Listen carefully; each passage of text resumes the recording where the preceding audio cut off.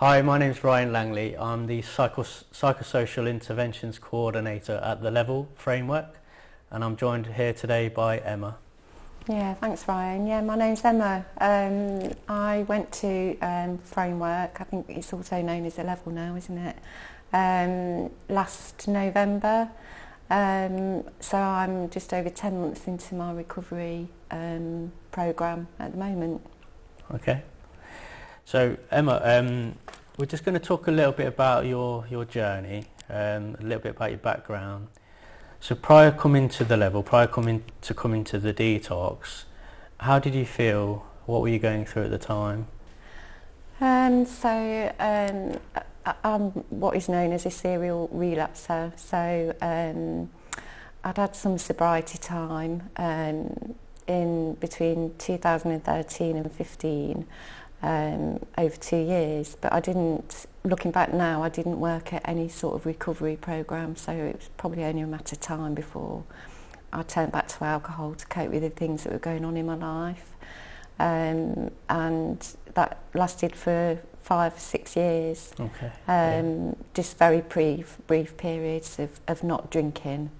So I never lasted more than about 2 months. Okay. Yeah. During that time I did have support from Turning Point. I have to say that my support worker was amazing.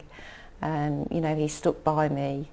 I think there were a few times when I was close to being discharged. Yeah. Because I wasn't engaging. Okay. I was so far into addiction, nothing else really mattered. Okay. But I kept persevering, and looking back again, you know, I took nuggets at the time, things that did stick with me.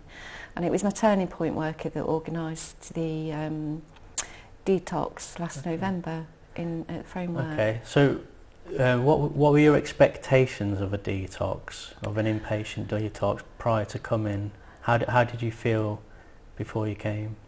So my experience of a detox before had always been on a mental health unit. Okay. So I was kind of basing my thoughts that it was going to be very similar, and they hadn't been successful because I wasn't following the recovery programme. So when I went last November to FrameWork, I don't know, my expectations were based on my previous experience. Yeah. But those very quickly changed when I was admitted there. I did have a lot of fear, and I just reached such a stage in my addiction. I just felt completely empty. I was like a rag doll when I arrived, physically, mentally, in all ways. So when you went to detox, obviously there's the medical side of the detox. What did you engage in during the detox? What kind of recovery groups, and how did you feel they benefited you for your ongoing recovery? Yeah, that's that for me this time round is that I quickly grasped that idea that becoming sober is just the start. So the medical detox, you know, whilst it's so important to manage those withdrawals and you know, withdraw safely from alcohol, the recovery side of it, I realised that was just as, if not more important for my ongoing recovery, because it's, you know, my previous attempts, it was okay being in hospital for that short period of time, but when I came out I didn't feel that I had anything to maintain. So do you think going to the recovery groups whilst you're in detox was helping to provide you some tools to try and manage that you've not had in the past when you've tried previous detoxes, and learning those tools? How have they helped you with your recovery? Oh, so I made that commitment while I was there that I was going to attend all of the groups, or as many as I could, even though I felt physically rubbish. You know, it's not nice withdrawing from alcohol or any kind of substance.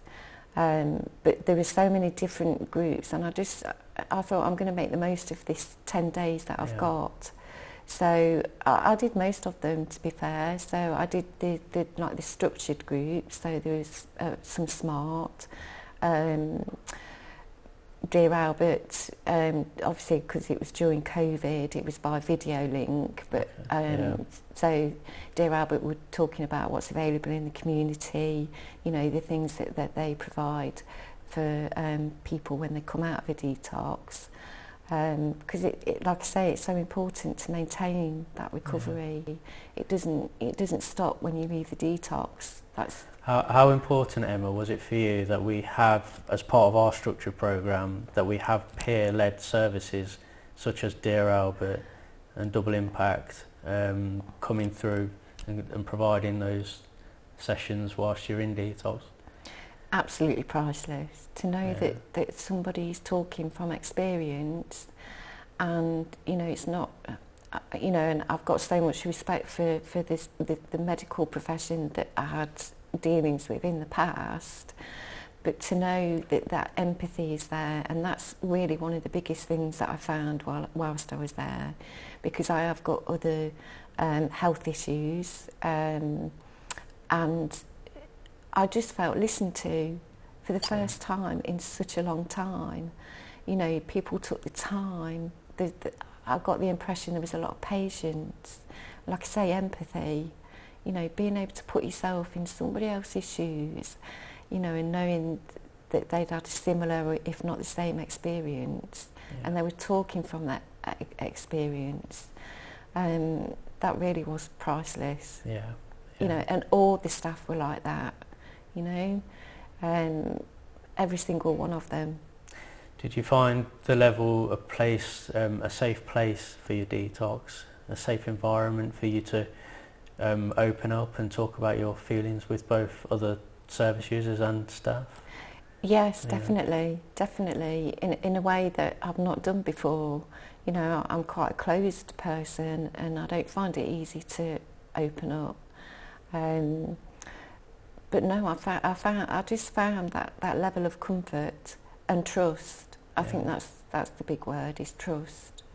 And you know, I got support with these other issues, and not just whilst I was there, signposting me from when I came back out into the community.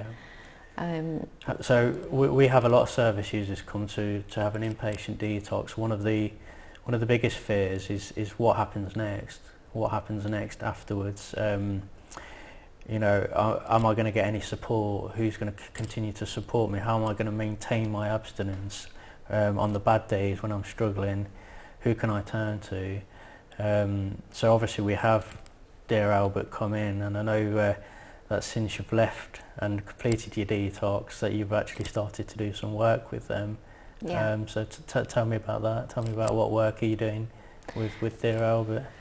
So I started, I came as a service user as soon as I left detox, and that was the other good thing, that I was given a timetable on my discharge of what was available through Dear Albert when I came out, and I just made a commitment to myself that I was going to attend, you know, try them all, see what worked, you know, kind of cherry pick, if you like, and you know, I do structured recovery groups. I do the SMART ACT, acceptance commitment training. It's another form of recovery, and I also do fellowship as well, you know, AA. But yes, so I started off as a service user. I became really interested in SMART, so I actually went on the online course, and then I thought, well, I'll try and see if I can progress to being a facilitator, and you know, really engaging with that peer-led recovery. Fantastic. So yes, I now co-facilitate SMART, and I've been doing that since last April. That's fantastic, Emma. Yeah, that's fantastic to hear. Yeah, brilliant. And I volunteer with Dear Albert now as well. Volunteering as well. Yeah. So how important was it that we connected you to Dear Albert, and that you had some aftercare support when you left us? Oh, absolutely vital. I don't believe that I'll be sitting here now talking to you now if that hadn't been the case. Yeah. I really don't, because my history proves, you know, because I wasn't following, like I say, I wasn't following a recovery programme before. Yeah. You know, just having that, just being nudged very gently and kindly and compassionately in the right direction, you know, like I say, invaluable, priceless, and I will be forever grateful for that. Brilliant, fantastic. So what we offer, obviously we offer like almost like a buffet of recovery groups, and we always say it's person-centred. So, you know, for some people smart recovery works, for some people the 12-step approach works, but we also have lots of other groups such as anxiety management, building self-esteem, and I know you threw yourself into those groups as well. I did, because I think that's so important, to you know, look at those things. I mean, I know, personally speaking, you know, my self-esteem and self-worth, and you know, all those feelings of guilt and shame of, you know, the things that I'd done. You know, I felt smashed, completely smashed as a person, and I continue to work on those things now. And for me personally, I do believe that if I didn't, it would be a big trigger, having those negative feelings, to potentially pick up again, you know, go back to drinking alcohol. You know, I feel that I'm learning these life skills that I didn't really have before. Because you mentioned earlier on that you've had detoxes in the past, but you've not engaged in the recovery side of things. So what's your message for people that, you know, have finished their detox? What would you be saying to them? So for me, it's about looking at those what's available in the community. Like I say, I threw myself into all of them. For me at the moment, it's working that I get something from each of them, and it's like my own personal little recovery package. You know, realistic for me, this is a lifelong journey now.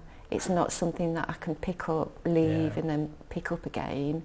So how important is it that you stay in recovery?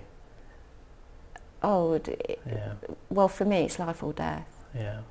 You know, and I mean that physically, but also, you know, on a mental and an emotional level as well. Because, like I said previously, I just felt devoid of anything inside. I felt soulless. You know, and I mentioned to you earlier, you know, I feel like I'm reconnecting to that Emma inside. That's brilliant. My soul. Fantastic.